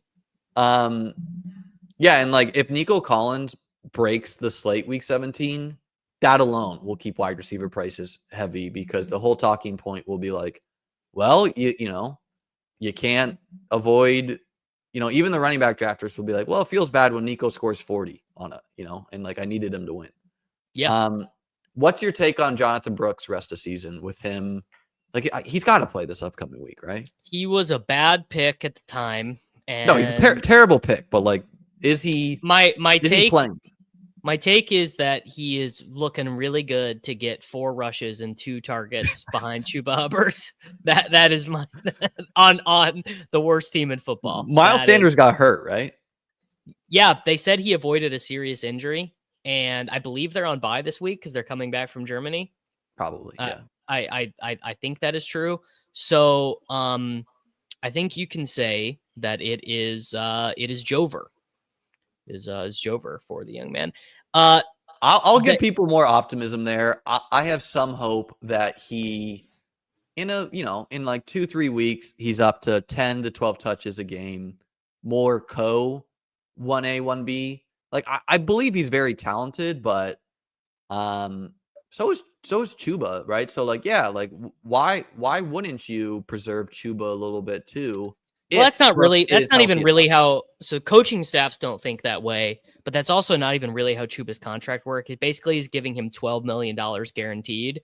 and rewards him for good play, but it's not as if they are treating Chuba Hubbard like a building block of their team. It's a pretty reasonable contract. Yes. Let's see. Mythology is a friend of the best ball community. He's a ship chaser. Yeah. He's got the third highest scoring team. How tilted would you be? Dan Bach also tweeted this out. How tilted would you be to have one of these top 10 scoring teams when there's no regular season prizes?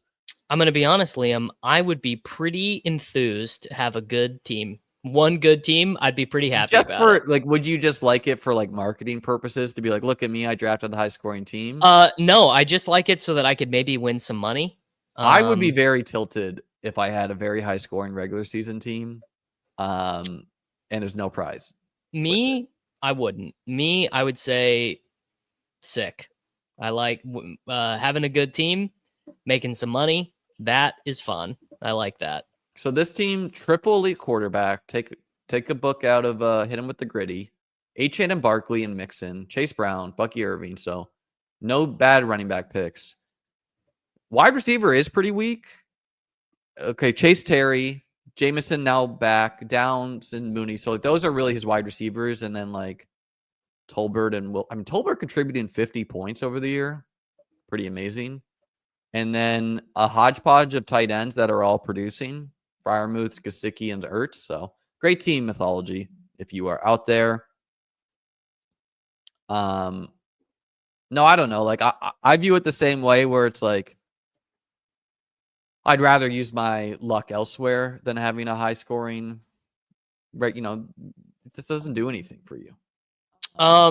Right, but if your team has a lot of points in the regular season, it probably means there's a good chance it's just a good team overall. I would really like if some data scientists out there had some time, because you could study this. You could study what correlates more with reaching either the best ball finals or finishing well, aka would you rather have second place teams, with the theory being I want second place teams because they inevitably will have less chalky pieces, and then the ownership is weighted towards me. But they also probably correlate more with like injured players, and just pure zeros because they're in second place. Or would you rather have a top 1,000 regular season scoring teams reach the finals more? Like someone could do that study pretty easily, honestly, with the data available. If you made me bet it, I would bet that having a top scoring team in the regular season is better than not having one. So, because I don't know what just happened to my stream. Did I drop out or am I back in? No, you're still here. We got to dude, I'm telling you, man, I got a new computer, changed my life. We need you. Liam, we got to update your setup. Probably not happening this year. Unless you win the 555 again. Not looking great for that, but yeah, I got a couple teams in the mix, a couple teams that are close. I'm actually like advancing a more reasonable number of DraftKings teams now, which oh yeah, I mean, Liam, dude, we are 90 minutes into the show. We have not even talked about Bills Chiefs this week. The people let's do it. The people want your thoughts on my thumbnail, by the way. I got the boys in. Got Josh Allen and Mahomes in the boxing gloves. But yeah, people want your thoughts. Liam, how are you feeling about this game? Truthfully, like, I don't care the result because the Bills have beat the Chiefs, I think, the past 2 years in the regular season, and then they lost in the playoffs. So like, would I want them to win just because I want the Bills to win every game? Yes. Would I want them to win if they could somehow catch the 1 seed? Yes, because I really think like the 1 seed is the only thing that matters. The 2 seed even is like, okay, you get to host home games. But this year the 2 seed might be shitty because you might have to play the Bengals. Yeah, or you might have to play the Chargers. Like these are teams like you want to play. To me, I'd rather play like the Steelers, who, by the way, like Russ is looking way better, right? Like he's looking way better than he was last year. The Bills are favorites, which is a little surprising to me just because I mean, I know it's at the Bills here, but they've been bet up to nearly a field goal lead, 2 points or whatever. But what's surprising is they're not gonna have Keon Coleman. I don't think they'll have Dalton Kincaid too. I don't think Amari Cooper plays either. Like, just why would you? Because in the Bills' eyes, winning this game is not that important as far as making the playoffs, because no one can challenge them in the AFC East, right? So if someone is at all iffy, they're not going to play. My intuition is for getting the 1 seed though. If they can get the 1 seed, which requires the Chiefs to lose some games, right? Okay, let's see. Like, is that even attainable? Panthers, absolutely never. Raiders, definitely not. Chargers, yes, they could lose this game. So that would put them tied. Browns, definitely not. Texans, yes, they could lose this game. Steelers, yes, you could lose that game. Broncos, probably not, but they should have lost this past week. So yeah, okay, they do have some tough games. The Chiefs could lose any of these games. Well, and then the Bills schedule is the other part you have to look at. So it's like, okay, you beat the Chiefs, you lose to the Niners, you didn't make up any ground, right? So you need to win. Let me tell you, the Bills could lose on the road to the Rams. Well, yeah. I mean, my personal opinion on a team like the Rams is like they were a team that's like Ben Roethlisberger era good, Tom Brady era good, where it's like Stafford is a very good pocket passing quarterback, but there is a world's difference between that level good and Mahomes and Josh Allen and Lamar and Joe Burrow, where it's just like, okay, yeah, you are like a classic good team that 10 years ago we'd be like talking about you. But people just understand that like Stafford versus Josh Allen is a huge gap.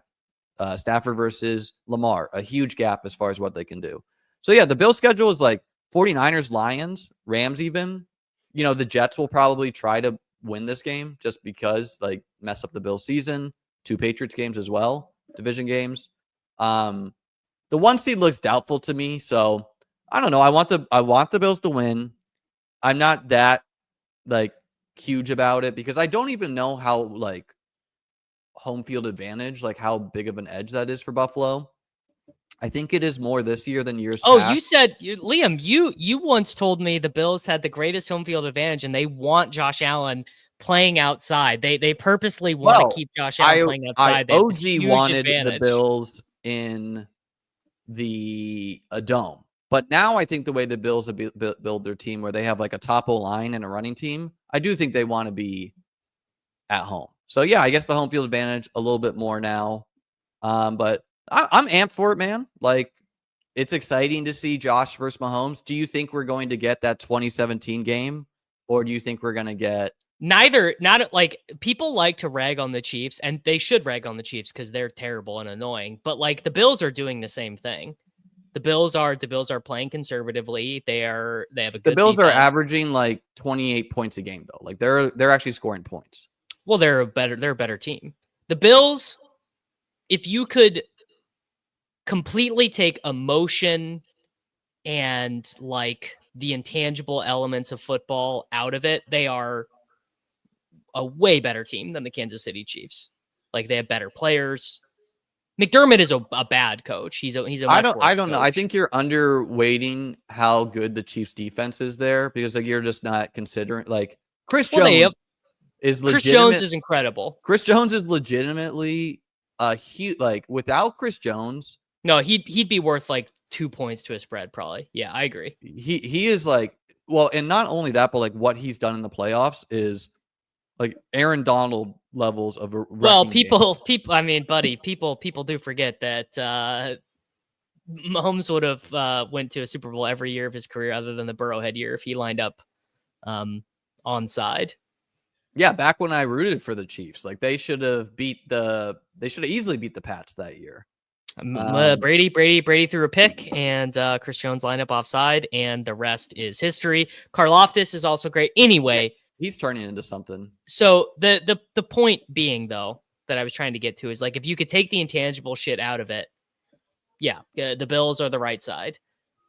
I don't even think the Chiefs are going to get that amped because they probably look at their schedule and realize how easy it is to get the 1 seed for them. It's not about getting amped or any of that. It's like KC does this thing where it's like, yeah, they kind of dick around and they make these suboptimal decisions and they kick the field goals and stuff. But then like when it's 3rd and 7 in the fourth quarter, like I don't know, dude. They just always find a way. HDMI cable. They always find a way. I will be betting on Kansas City just because Mahomes' numbers as just the idea that Mahomes should ever be. Here, Davis. I don't know if I can hear you. Everyone can hear you. Okay, I don't know my HDMI cable. I think I just need to replace because I have a big monitor and my whole screen. Your screen went blank. Yeah. All right. So no, in years past, like the Bills have won the regular season, and I feel like it's almost at a detriment where like the Chiefs coaching staff learned more from those something. Yeah, learned more, and it's almost good that the Bills are going to be without a full complementary of weapons. They also might get Matt Milano back. Like they opened the practice window for him. He's an all-pro linebacker, so like he's not going to play this week. DeMar is correct. Chris Jones was not the one who lined up offsides. No, it wasn't him. It was it was not Chris Jones. Yeah. But I think the Bills defense is starting to come into form, and I don't know, like I think both teams are going to try to establish the run. D Ford. Thank you, Steve. I don't know why I couldn't remember that. D Ford. Both teams are going to try to establish the run here. And how many games has Matt Milano played on average? I feel like every time I talk about the Bills with someone who like knows football, they're like, "Oh yeah, Matt Milano, big miss." And I'm like, "Has he ever played a game?" Well, that is the like, as a Bill, like anyone who's followed the Bills lore is they've never had, like, every team deals with injuries, but as far as like what the plan was going into the year, they have had some really significant injuries, mainly on the defensive side of the football. Come around playoffs, right? Where this year I think they're pretty healthy. Like, okay, they're missing Matt Milano, but it doesn't really matter right now. And we'll see what he even is off of injury, but he is an all-pro player. What would you want to do, like $100 on this game or something? No, I'm gonna be miserable enough. This will be the sort of game, like if they had lost that Broncos game, I would have been like miffed, but it would have been like whatever. An all-time suck out, man. Like, first of all, why was that game even all close? time? Yeah, why all was that time. game even close? Yeah, no, it was like my wife was like, "What just happened?" Like, because I was like, "Oh, the Chiefs just lost to this shitty Broncos team," and she was like, "What just happened? They won?" Like, because she saw Mahomes like jumping up and down on the sideline, and I was like, I can't even explain to you. I can't even explain to you what just occurred right there. What it's just crazy. Who do you think has a better game, Hopkins or Kelsey? Hopkins. Yeah. I just don't like. Let's see if we got the Bills injury report. It was like, are we going to be looking at like Mac Hollins, like legacy game? Sounds like Amari Cooper might be back. Yeah, but like the thing about him is like he's played. Okay, so this is Liam. We'll do $100. We'll do $100. Chiefs Bills. That'll be that'll be icing on, like, I'm sure I'll be tilting my fantasy teams on Sunday, and then Mahomes will throw a pick six to some idiot Bills player. And Dalton Kincaid was a full participant, so I guess that is wrong. I literally just saw a tweet that said he didn't. This is practice. literally from the Bill. Oh, this is last week. Yeah. Dalton Kincaid knee won't practice Wednesday. Okay, yeah, here. Let's see. Knee, PCL, did not practice. I got him out this week. Coleman out. Spencer Brown is their right tackle. I don't think they're going to play Amari Cooper with his wrist. Like, what? It just doesn't make sense. Like, I understand you want to beat them. They're your rivals, really your only rivals. And no, the Bengals are rivals with both these teams, in my opinion. I think the Bills have only played the Bengals once, though. But it's just because there are these three teams that are, no disrespect to the Ravens. Do you think like I used to think the Bengals and Burrow was comfortably better than the Ravens? Do you still feel that way? Or do you No, think the thing is though, is the Ravens coaching staff loses their mind when they play Mahomes. So there's something about playing him that causes them to freak out. Like the team I am most worried about Kansas City losing to in the playoffs is the Bengals. Not the Bills. That is the hilarious. The Bengals are the only team that do not get shook when they play the Chiefs. They're the only Bills team have like had the Chiefs beat many times. Like, okay, they literally beat them. Liam, man, and then last week they missed last year they missed a field goal and had like 55 injuries for their linebackers. I think there's no coming back. I think there's no coming back from the 13-second game. I'm worried more about the Ravens than the Chiefs this year for the Bills, just as far Well, the Ravens are way better. The Ravens are the best team in football, in my opinion. I think any team that can, like, if Derrick Henry can just like break an 80-yard run, it's tough to come back from. But if you get the Ravens trailing, I know Lamar is better, but I doubt he's going to get them back in there. I don't know. Are you surprised that the Bills are favorites? No. They wouldn't be favorites on a neutral field. It'd be like 1 point or it'd or something. Literally be 1 point Chiefs. But favorite. I think that if the Chiefs take this game seriously and try really hard, they will win. But they also have made some really bad mental mistakes this year. I expect the Chiefs to win. The Chiefs could be below 500 if like a couple plays broke a different way, right? Oh yeah, big time.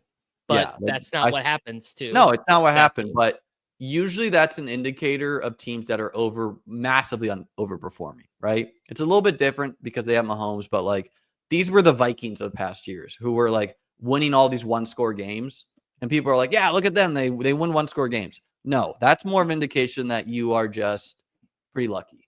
This is a huge game too, man. Chargers versus Bengals. Like the Bengals need to win this game. The Bengals do need to win this game. I really wish this game was in the main DFS slate. Why? Who you wanting to jam there? All of them. Everyone? No respect for the Chargers defense? No, I like the idea of the Bengals getting pushed. I need to leave at noon, so let's fire our pick'em. All right, let's do that and get out of here. What do we got in the game? $50 or $100? Let's do $100. Let's do $100 on and that will be about as tilted as I could possibly get when they lose to the Bills, and I have to send. I'm gonna send you a Venmo request being like, ha ha ha ha ha, send me the 100.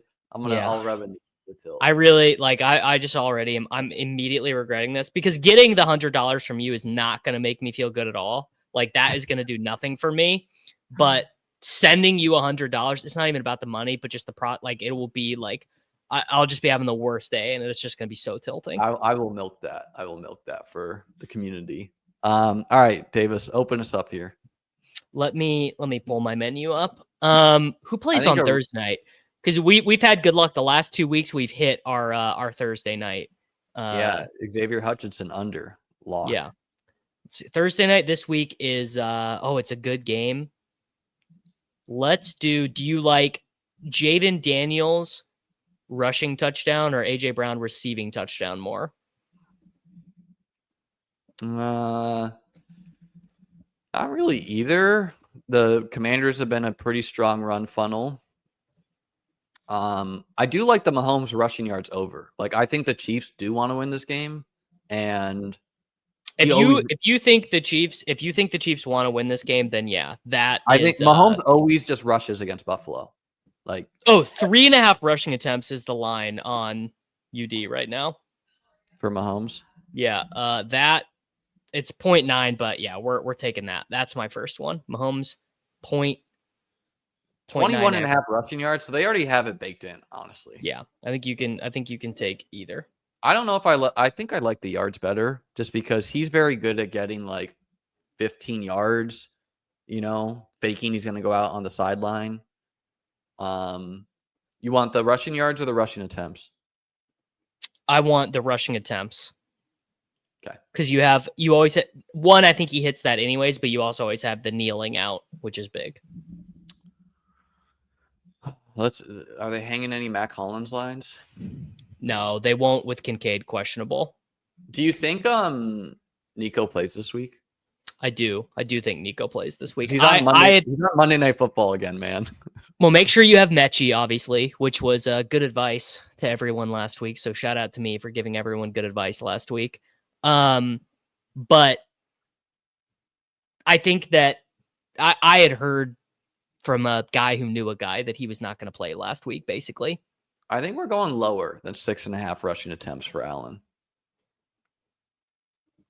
So you think that what? Give me the logic.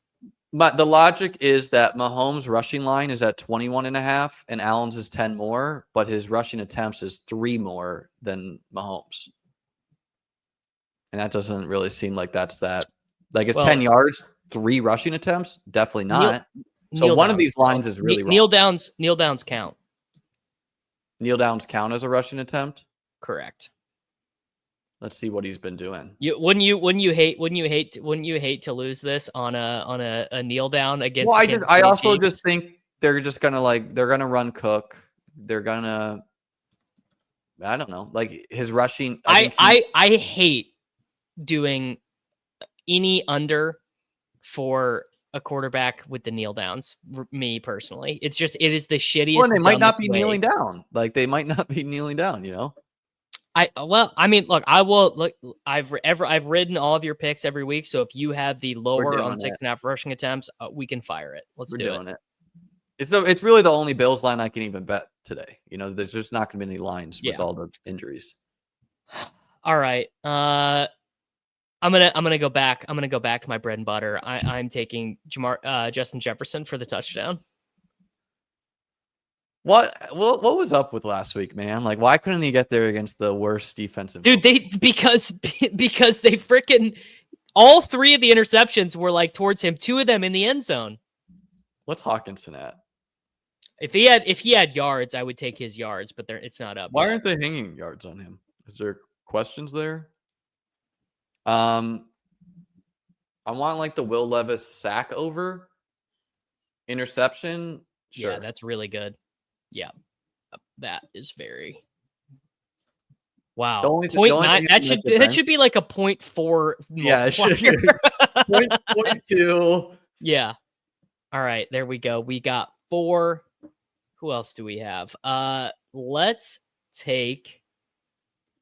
What is George Pickens receiving yards?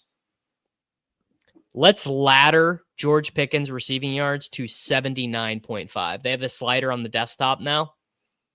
Hell yeah. Yeah. 79.5 on George Pickens. I love the ladders, man. Yeah, are they hanging any Mike Williams lines? Nah, yeah. No. Come on. I think for anyone doing this Sunday morning, if they're hanging like Mike Williams 12.5, you bet the over and hope he gets like 20 routes.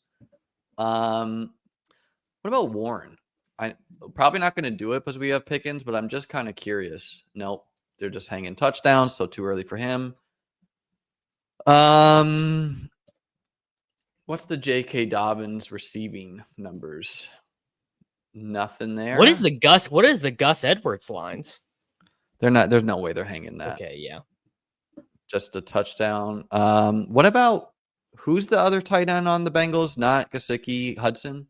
Are they hanging any Hudson lines? Let's see. No, they will not on Just a Wednesday. No chance. Yeah. I mean, you could do that for a 3xer, but Jamar Chase. Actually, I want to see the Chase Brown receiving ones because I think he's going to get a lot of dump off. That is. Oh my God. Yeah. Chase Brown. You could do any of these. You could do longest rush, receiving yards, longest reception. I've been doing the Chase Brown receiving ladders. I like that one a lot. I kind of wanted to just bet over like 15.5. I mean, dude, 27.5 is like a lower for me. That's absurd. Let's just take him to score a touchdown then.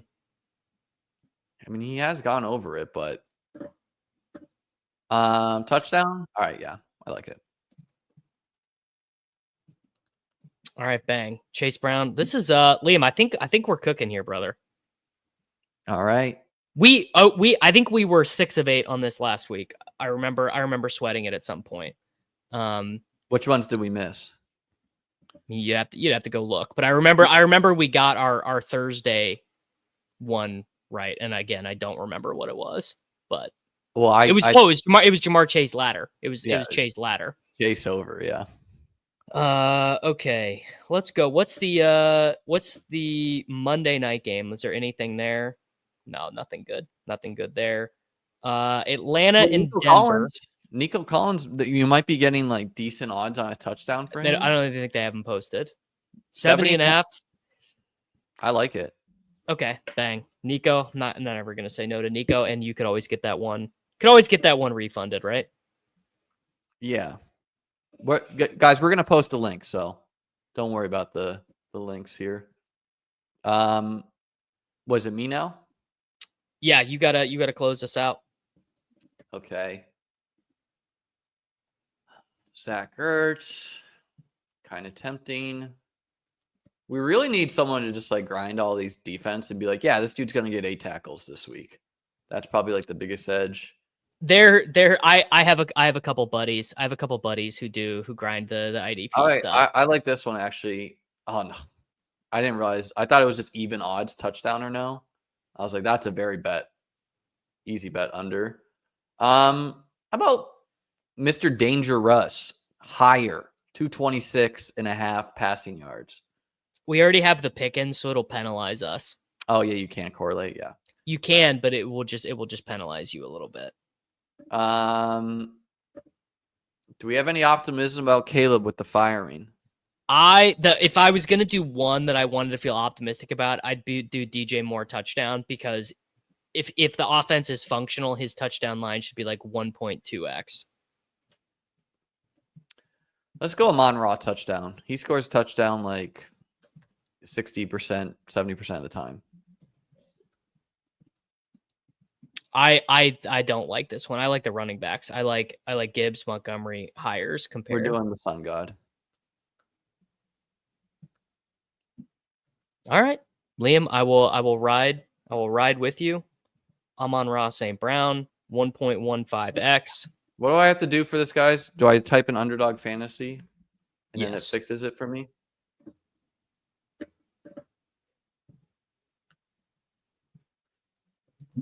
The Bears haven't scored a touchdown in 21 days. Incredible. Here you go. I got it. I can post it in the chat. I know, but then I can't freaking tail it if I can't get it in. You got to get it in. The legs are Mahomes higher 3.5, Allen lower 6.5, Jefferson touchdown, Will Levis interception, Chase Brown touchdown, Nico higher. Share my screen. I've got it up. Amon-Ra touchdown. Mahomes, Allen, Jefferson, Levis, Pickens, Chase Brown, Nico Collins. The link, I just put it in the chat, and I also saved it in the YouTube description of the video on my channel. I don't think, like, I literally don't know how I'm going to tail this. It's not letting you in? No, DM me it so I can do it on my phone. I will. Please. I'll do one even better. I'll just @ you in your own Discord. Okay. So, all right, guys. For Liam, for Davis, help subscribe to the channels. We're both on the road to 6K. I think I'm 50 people away. So who knows? Could be today I reach that. Subscribe, like, help us out. Check out Liam Teaches Chess, covering some chess there as well. Davis. Everyone, please subscribe to my channel. Subscribe to my second channel if you'd like. Over to the Takecast. Coolers is right. I'm in a champion state. You are in a non-champion state, I believe, is the discrepancy there. Or Florida. Florida just has some. You can't do the sliders, Liam. Isn't that right? That's not it. It's just saying my location isn't like it would tell me like, hey, you can't do this player. They haven't been doing this to me recently. Like recently, I've been able to figure this out for whatever reason, like the location stuff. But yeah, everyone, thank you for watching the video. Please subscribe to my channel. Please subscribe to Liam's channel. Subscribe to our second channels, Liam Teaches Chess and the Take Cast. And yeah, Liam, You we'll got be a second channel for that? I'm back. in there. I'm For in the there. Take It Cast? worked on my phone. There you go. Bang. Yeah. Yeah, I've got a second channel for the podcast. All right, go Bills.